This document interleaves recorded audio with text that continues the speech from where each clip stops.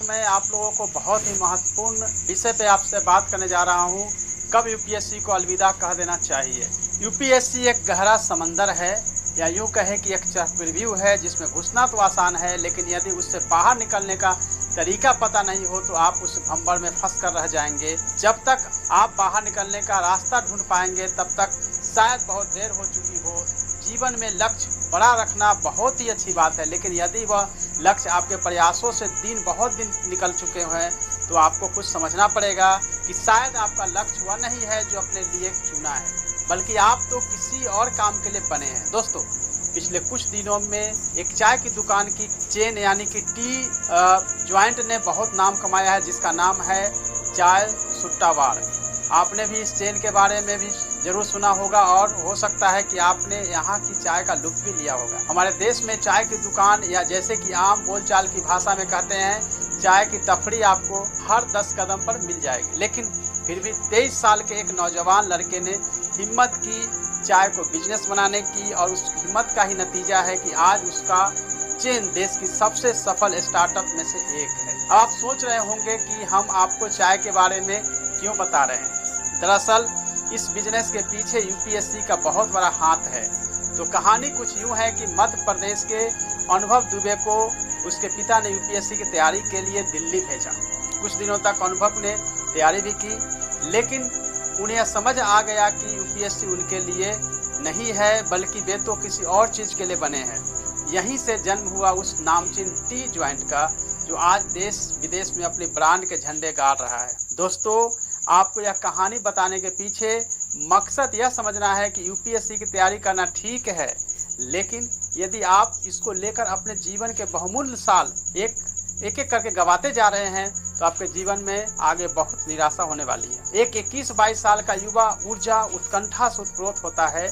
उसे लगता है कि दुनिया की कोई भी चीज़, कोई भी मुकाम उसकी पहुंच से दूर नहीं है। इस ऊर्जा और उत्कंठा के दम पर वह यह फैसला करता है कि उसे यूपीएससी की तैयारी करनी चाहिए, और फिर शुरू होता है अटेम्प्ट और एज को साधने का सिलसिला। एक एक कर साल निकलते जाते हैं। वो 21-22 साल का एक्सपीरियंस अब 27-28 साल का हो चला है। उसने अपने 4 अटेम्प्ट्स भी ले लिए, लेकिन जीवन में वह आज भी वहीं खड़ा है जहां आज से 6-7 साल पहले था। उसके कई साथी जिन्होंने अलग रास्ता चुना, वो अब अपने हर जीवन में सेटल हो चुके हैं और अपने करियर को एक सेट पाथ पर लेने की कोशिश कर रहे हैं। लेकिन उस ऊर्जावान युवा को आगे कुछ सूझ नहीं रहा है। इतनी साल असफलता झेलने के बाद मन में कड़वाहट भरने लगती है, जो धीरे धीरे फ्रस्ट्रेशन और डिप्रेशन का रूप लेने लगती है। और यदि यहीं से शुरू होता है डाउनफॉल, जिस पर ध्यान नहीं देने से पूरा जीवन खराब हो सकता है। अब जरा सोचिए कि उस एक्सपीरियंस की स्थिति का कारण क्या हो सकता है। यूपीएससी या फिर वह खुद। क्या यूपीएससी ने उसे ज़बरदस्ती परीक्षाएं बिठाया?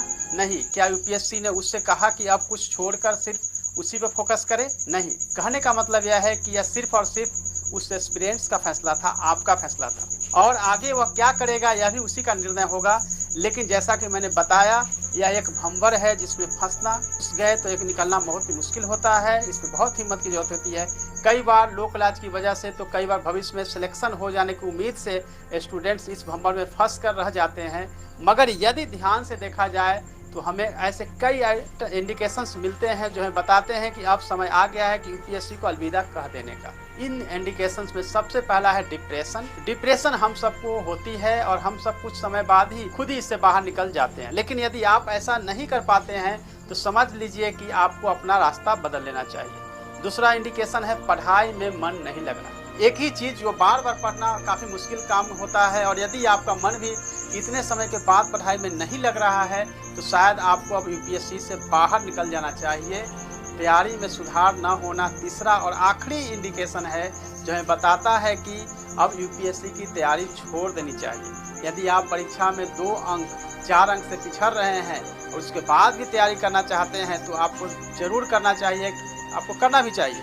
यदि आप 10 या 20 अंक से पिछड़ रहे हैं तो इसका मतलब है कि आपकी तैयारी उस स्तर पर नहीं पहुंच पा रही है जहां से यूपीएससी क्लियर कर सकते हैं। ऐसी परिस्थिति में बेहतर यही होगा कि आप यूपीएससी को छोड़कर किसी और क्षेत्र में अपना करियर तलाशें। दोस्तों, किसी चीज़ को पाने की हसरत रखना और उसके लिए जी तोड़ मेहनत करना और फिर उसे छोड़ देना बेहद मुश्किल है। लेकिन कई बार एक ऐसी चीज़ है जिससे चिपके रहना और जीवन में आगे की राह तय नहीं करना घातक हो जाता है। इसलिए आप भी इन इंडिकेशंस को पहचानें और उसके बाद अपनी आगे की रणनीति को भी तय करें। अगर आपको हमारा यह वीडियो पसंद आया हो तो अपने दोस्तों को शेयर करें ही। साथ में यदि आपको कोई कमेंट्स, अगर आपको कोई क्वेश्चन है तो ज़रूर आप मेरे इनबॉक्स में डालें। साथ में कहना चाहूँगा कि यह वीडियो आपको मोटिवेट करने के लिए था, डिमोटिवेट करने के लिए बिल्कुल ही नहीं था।